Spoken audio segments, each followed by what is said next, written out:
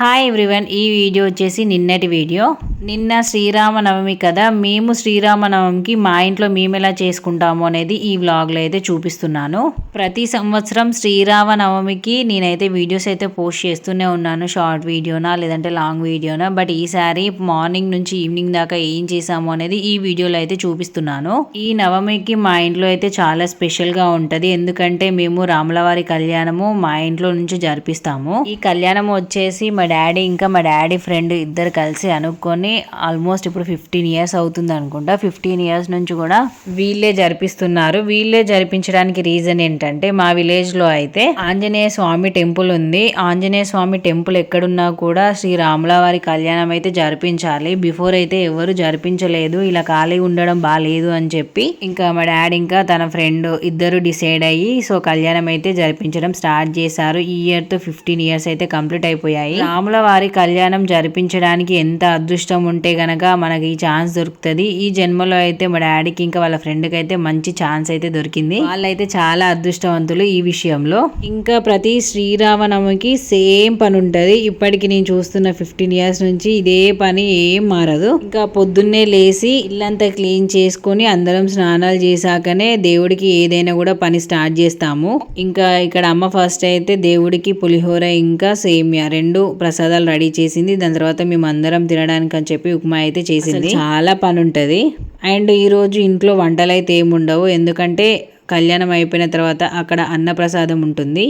So ఇంట్లో వరకు ఏం ప్రిపేర్ చేయాలో అవన్నీ అయితే ప్రిపేర్ చేసుకుంటాము. ఇంకా ఈ కళ్యాణానికి అయితే మా పెద్దమ్మ వాళ్ళను, అత్తమ్మ వాళ్ళను, పిన్ని వాళ్ళను అందరికి పిలుస్తాము. ఇంకా అందరు ఇక్కడే బ్రేక్ఫాస్ట్ చేసి లంచ్ ఇంకా దేవుని దగ్గర తినేసి ఇంకా ఎవరింటికి వాళ్ళు అయితే వెళ్తారు. వచ్చేసి రాముల వారి సైడ్, డాడీ వాళ్ళ ఫ్రెండ్ వచ్చేసి సీతమ్మ వారి సైడ్. ఇంకా మా ఇంట్లో నుంచి మేమైతే ఒక పుస్తే, బాసింగాలు, దండలు, అక్షంతలు, తలంబ్రాలు ఇవన్నీ తీసుకెళ్తాము. ఇంకా పూజ కావాల్సినవన్నీ కూడా అమ్మ రెడీ చేసి ఇలా పక్కన అయితే పెట్టేసింది. ఇంకా ఇక్కడ మా వాళ్ళందరూ చాలా బిజీగా ఉన్నారు, ఎందుకంటే కొత్త వడ్లు ఉంటాయి కదా, వాటిని మనిషికి కొన్ని ఒలిసి ఆ అక్షంతలలో కలిపేస్తే వాళ్ళకు కూడా పుణ్యం వస్తుందని చెప్పి మా వాళ్ళందరూ బిజీగా ఉండి ఒలుస్తున్నారు. ఇంకా నేను కూడా ఊరుకోను కదా, ఇంకా నేను కూడా సీరియస్ గా ఇక్కడైతే తీస్తున్నాను. ఇంకా దాని తర్వాత టెంపుల్ దగ్గరికి ఏమేమి తీసుకుపోవాలని చెప్పి అమ్మ అన్ని రెడీ చేసుకుంటుంది. పాలు, పెరుగు, ప్రసాదాలు, మంగళహారతి ఇవన్నీ కూడా. ఇంకా దాని తర్వాత అయ్యగారు అయితే మా ఇంటికి వచ్చి పూజ చేసిన తర్వాత మా ఇంటి దగ్గర నుంచి మేము తలంబ్రాల బియ్యము ఇవన్నీ కూడా తీసుకొని వెళ్తాము. ఫస్ట్ అయితే ఇంకా అమ్మ మంగళహారతి అయితే ముట్టిస్తుంది. ఇంకా అయ్యగారు అయితే వస్తున్నారు. ఇంకా ఇంట్లో అయితే పూజ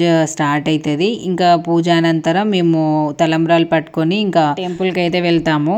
ఒకటి గుర్తు పెట్టుకోండి, మనము ఊరికి సంబంధించిన విషయం ఒక పని చేస్తున్నామని అంటే ఒక్కరి ఇద్దరి వల్ల అయితే సాధ్యం కాదు. సో ఇలా అందరూ గ్యాదర్ అయి చేస్తేనే వర్క్ అనేది సక్సెస్ అవుతుంది. ప్రతి సంవత్సరము అందరూ వచ్చి మంచిగా బ్యాండ్ బాజాతో అందరూ యూనిటీగా ఉండి దేవునికి కళ్యాణం జరిపిస్తారు. అసలు ఎంత బాగా అనిపిస్తుందో. ఈ రాముల వారి కళ్యాణంని నేను వర్డ్స్ లో అయితే వివరించలేను. అదొక మంచి ఎమోషన్ అని అయితే నేను చెప్పగలుగుతాను. ఒక మంచి ప్రౌడ్ ఫీలింగ్ అయితే నాకు అనిపిస్తుంది. అండ్ ఈ శ్రీరామనవమి చాలా స్పెషల్, ఎందుకంటే పాపకి ఫస్ట్ శ్రీరామనవమి. ఈ రోజు చాలా స్పెషల్. తను జై శ్రీరామ్ అంటే అసలు తను చాలా బాగా రెస్పాండ్ అయింది. మేము ఎన్నిసార్లు అంటే అన్నిసార్లు కూడా తను ట్రై చేస్తుంది అనడానికి. ఇంకా ఫెస్టివల్ వైబ్ ఉండాలని చెప్పి మంచిగా పట్టులంగా వేసి మంచిగా రెడీ చేశాను. చాలా నీట్గా మంచిగా ఏడవకుండా అయితే మంచిగా రెడీ అయింది. చాలా మంచిగా కోఆపరేట్ చేసింది నాకైతే. అంతే బాగానే ఉంది అనే లోపు ఇంకా అయ్యగారు వచ్చినప్పుడు అయ్యగారితో పాటు చప్పుడు కూడా వస్తుంది. ఇంకా చప్పుడు విని అయితే అసలు చాలా భయపడింది. నేనైతే చాలా భయపడ్డాను. ఏడుస్తుంది, సతాయిస్తుంది, ఇంకా నేను టెంపుల్కి వెళ్ళనేమో అని చెప్పి. కానీ ఇంకా తొందరగానే సైలెంట్ అయిపోయింది. ఇంకా ఇక్కడ మేము అందరం కూడా టెంపుల్కి వెళ్ళడానికి అయితే స్టార్ట్ అయిపోయినాము.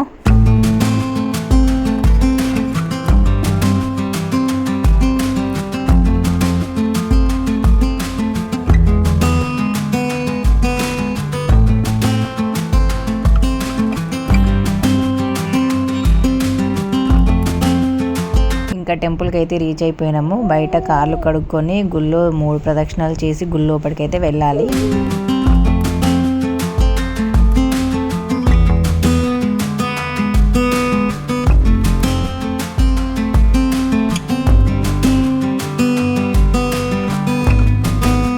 ఇంకా ఇక్కడ నుంచి మెయిన్ పూజ అయితే స్టార్ట్ అయిపోతుంది. మా ఊరిలో కళ్యాణం అనగానే నార్మల్గా డెకరేషన్ చేసి ఏదో కళ్యాణం అయితే చెయ్యరు. ఇలా పెళ్లి మండపం అయితే వేసి మంచిగా పూలతో అయితే డెకరేట్ చేస్తారు. ఫస్ట్ స్టార్టింగ్లో మేము రాములవారు సీతమ్మ విగ్రహాలు తీసుకొచ్చి పూజలు చేసేది. బట్ ఒక 4-5 ఇయర్స్ తర్వాత ఊరికే విగ్రహాలు కొనడం కంటే పంచలోహాలతో విగ్రహాలు అయితే చేపించారు. ఇంకా ఆ విగ్రహాలతో కళ్యాణం అయితే చేస్తారు. ఇక్కడ వధువరులను మండపానికి అయితే తీసుకొస్తున్నారు. ఫస్ట్ అయితే సీతమ్మ వారిని తీసుకొచ్చి మండపంలో కూర్చోబెట్టిన తర్వాత మళ్ళీ రాముల వారిని తీసుకొస్తారు పల్లకిలో. సీతమ్మ వారు వచ్చారు కదా, నెక్స్ట్ రాముల వారు కూడా మండపంలోకి రావాలి కదా. ఇంకా పల్లకిలో అయితే మండపానికి అయితే రాముల వారిని కూడా తీసుకొచ్చారు. రాముల వారితో పాటు లక్ష్మణుడు అండ్ ఆంజనేయ స్వామిని కూడా పల్లకిలోనే తీసుకొచ్చారు. యాక్చువల్గా ఈ ఇయర్ కళ్యాణం కొంచెం లేట్ అయింది. ఎప్పుడైనా కూడా 12 కల్లా స్టార్ట్ చేసేవాళ్ళు, కానీ ఈసారి 12:30 అయింది. ఒక పెళ్లి అనగానే ఎన్ని ఆచారాలు ఉంటాయి, ఎన్ని పద్ధతులు ఉంటాయో, దేవుడి కళ్యాణానికి కూడా అన్నే పద్ధతులు ఉంటాయి. ఇక్కడ ఎదుర్కోల కార్యక్రమం అయితే జరుగుతుంది. ఇంకా ఎదుర్కొన్న తర్వాత దేవుడికి కళ్యాణం అయితే స్టార్ట్ అయిపోతుంది. ఫస్ట్ అయితే జీలకర్ర బెల్లం అయితే పెడతారు. మీరు చూస్తే గనక ఈ కళ్యాణానికి మా విలేజ్ లో ఉన్న వాళ్ళందరూ కూడా మంచిగా అటెండ్ అయ్యారు. వాళ్ళ ఇంటి దగ్గర నుంచి తలంబ్రాలు అయితే తీసుకొస్తారు. వాళ్ళ దగ్గర నుంచి అన్ని కూడా కలెక్ట్ చేసి రాముల వారికి అయితే తలంబ్రాలు అయితే సమర్పిస్తారు. ఇక్కడ తాళి కట్టేటప్పుడు నేనైతే లేను, పాప చాలా ఏడ్చింది. ఇంకా అందుకని చెప్పి తననైతే తీసుకెళ్లి డ్రెస్ చేంజ్ చేసి మళ్ళీ వచ్చేసరికి తాళి కట్టడం అయితే అయిపోయింది. తాళి కట్టడం అయిపోయిన తర్వాత తలంబ్రాలు పోస్తారు కదా. ఫస్ట్ అయితే అక్షంతలతో వేసిన తర్వాత నెక్స్ట్ అయితే మంచిగా ముత్యాలతో అయితే తలంబ్రాలు అయితే పోసారు. ఎంత బాగా అనిపించిందో. ఇంకా లాస్ట్ ఘట్టం వచ్చేసి స్వామివారికి పూల దండల అలంకరణ. ఈ కళ్యాణం జరగడానికి చాలా మంది స్పాన్సర్స్ ఉంటారు. కొంతమంది స్వామివారి బట్టలు, దాని తర్వాత కళ్యాణ మండపానికి స్పాన్సర్స్, పూల దండల స్పాన్సర్స్, అన్నప్రసాదానికి స్పాన్సర్స్, ఇలా అందరూ ఉంటారు. ఇంకా కళ్యాణం అయితే అయిపోయింది. నెక్స్ట్ మంచి ఫన్ ఉంటది. ఇక్కడ గేమ్ అయితే ఆడిపిస్తారు. అయ్యగారి చేతిలో ఉన్న పూల బంతిని అందరికి విసిరేస్తారు. అలా విసిరేస్తే స్వామివారే స్వయంగా మన దగ్గరకు వచ్చి ఆశీర్వదించినట్టుగా భావిస్తారు. ఇంకా గుడి పక్కనే అన్నప్రసాదానికి అయితే వంటలు అయితే అయిపోయాయి.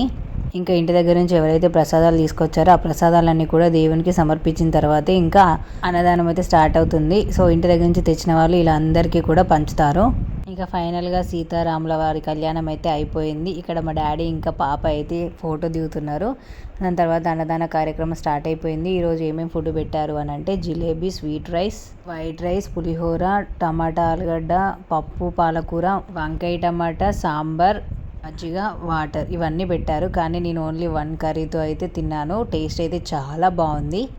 ఇంకా పాపకి అయితే దేవుని చూపిస్తున్నాను. జై శ్రీరామ్ అని అంటే సో తనైతే చూస్తుంది. ఇంకా చాలా కామ్గా అయితే సైలెంట్గా కూర్చుంది. ఒక 5 మినిట్స్ అయితే అక్కడ కూర్చొని ఇంకా ఇంటికైతే వచ్చేసాను. ఇంకా కళ్యాణం అయిపోయిన తర్వాత దేవుణ్ణి సాయంత్రం అయితే ఊరేగిస్తారు. ఇంకా ఈ ఊరేగింపుతో డీజే కూడా పెట్టారు. ఇంకా పిల్లలు అయితే చాలా మంది వచ్చారు. మంచిగా వాళ్ళు అయితే డాన్స్ వేస్తున్నారు. ఇంకా రాములవారు అయితే మా ఇంటి ముందుకు అయితే వచ్చారు. అమ్మ మంగళహారతి ఇంకా కొబ్బరికాయ తీసుకెళ్ళింది. ఇలా బండి ముందు నీళ్లు పోసి ఇంకా మంగళహారతిలో ఉన్న కొబ్బరికాయ ఇస్తే అయ్యగారు అయితే ప్రసాదం పెట్టిస్తారు. ఇలా రాములవారిని అయితే ఊరేగిస్తారు. స్వామివారు వెళ్ళిపోయిన తర్వాత మేమైతే ఈ పులిహోర తిని ఇంకా పడుకున్నాము. ఇంకా ఇక్కడికి వ్లాగ్ అయితే ఎండ్ చేస్తున్నాను. వీడియో ఎలా ఉంది అనేది కమెంట్ చేయండి. Thanks for watching. బాయ్.